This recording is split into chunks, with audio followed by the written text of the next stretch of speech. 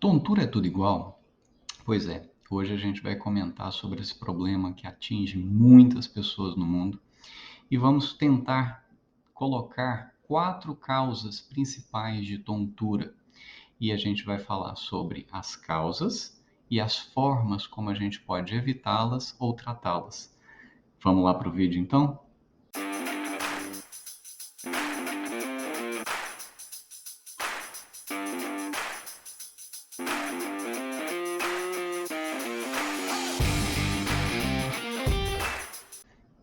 Bem, a primeira causa de tontura e mais comum que a gente vê seria a labirintite. A labirintite é uma inflamação de uma parte do ouvido interno, que chama labirinto, por isso chamada labirintite. Essa inflamação ela acontece por vários fatores, às vezes por infecções bacterianas, virais, às vezes por traumas realmente no ouvido, podem ocasionar essa labirintite também, além de exposição a substâncias tóxicas, entre várias outras.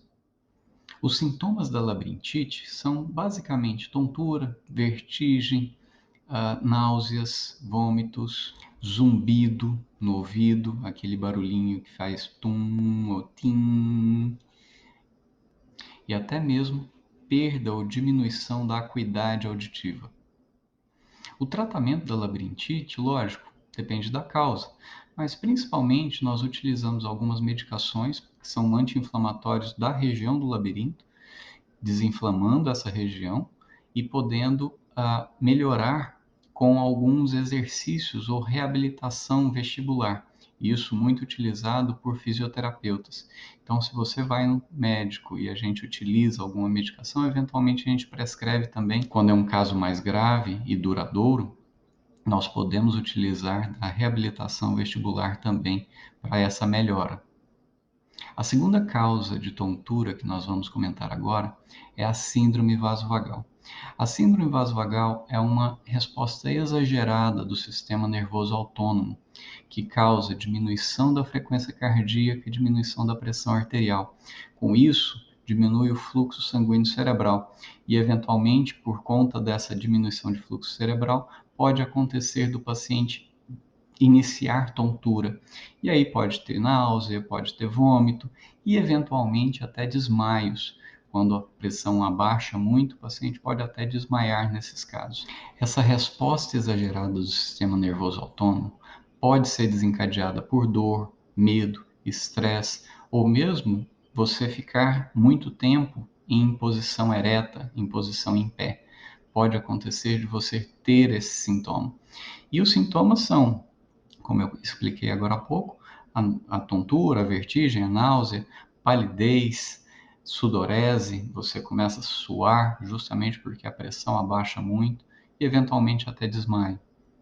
A síndrome vasovagal, ela não tem um tratamento específico, mas como a gente imagina que a causa é um excesso, uma resposta exagerada do sistema nervoso autônomo, causando uma diminuição da pressão, a tendência de tratamento seria aumentar essa pressão arterial. E como que a gente pode fazer isso? Aumentando a ingesta de sal, hidratação e eventualmente utilizando algumas medicações bem específicas, como pílulas de sal, para casos mais graves. Mas normalmente a gente orienta o paciente para ele evitar situações como a gente comentou, que podem desencadear esses casos, e aumentar a ingesta hídrica, a ingesta de água, que aí você diminui a possibilidade de estar ocorrendo essas crises vasovagais. Situação semelhante acontece pela terceira causa de tontura que a gente vai comentar hoje, que é a hipotensão ortostática. Isso acontece muito em pacientes mais idosos, mais velhos, justamente pela dificuldade que tem, que os vasos são mais duros, não são tão flexíveis e tão fortes, os vasos sanguíneos. Então, o paciente, ao se levantar de forma mais rápida, o fluxo sanguíneo cerebral diminui, porque imagina, é como se a gente estivesse dentro de um elevador. E aí o elevador levanta rápido, o sangue que está subindo ali para a cabeça, para o cérebro, ele tem uma certa dificuldade por conta da gravidade mesmo. E os nossos vasos, quando estamos mais velhos, eles não têm a capacidade de fechar mais rápido para aumentar o fluxo sanguíneo, né? Então imagina, se o vaso está grande assim, né? Se o vaso está grande assim, tem uma pressão aqui dentro. Se a gente abaixa ou diminui o calibre do vaso, essa pressão aumenta. A pessoa velha, a pessoa idosa, ela perde essa possibilidade, essa capacidade de espasmo do vaso sanguíneo. Então, quando eles levantam muito rápido, vem essa tontura, justamente pela falta de sangue cerebral. Então, é a mesma ideia da síndrome vasovagal, por uma causa um pouco diferente.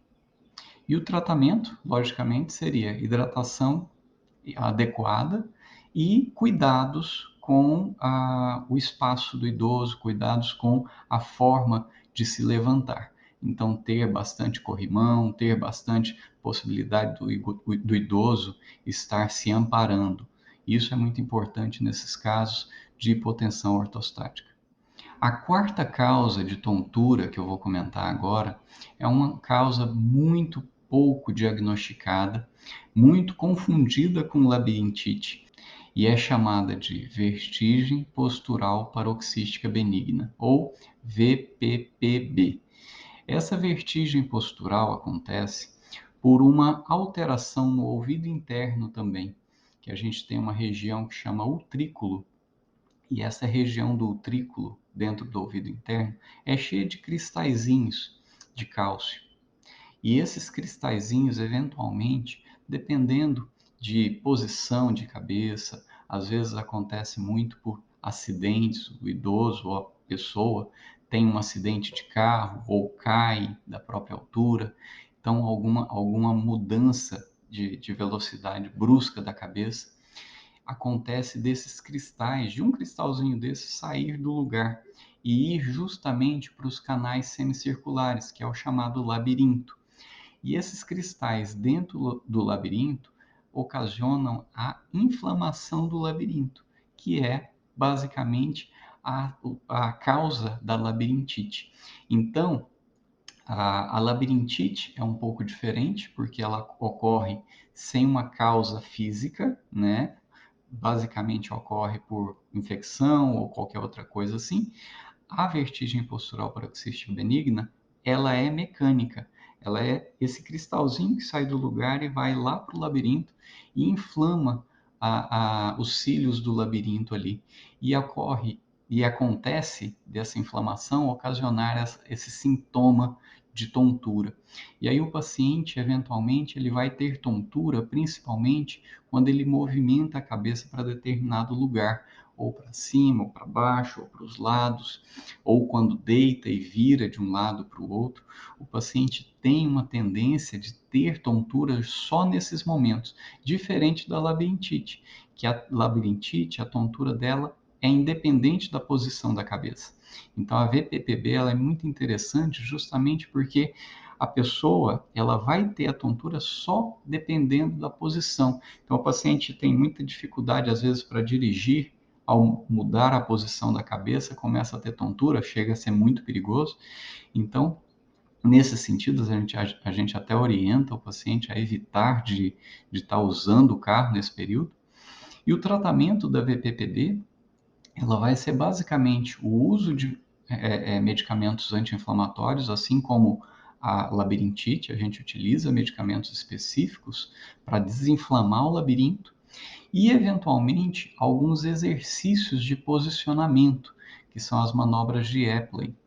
Então, essas posições, essa reabilitação vestibular também pode ser feita por um médico, pode ser feito por um fonoaudiólogo, pode ser feito por um fisioterapeuta.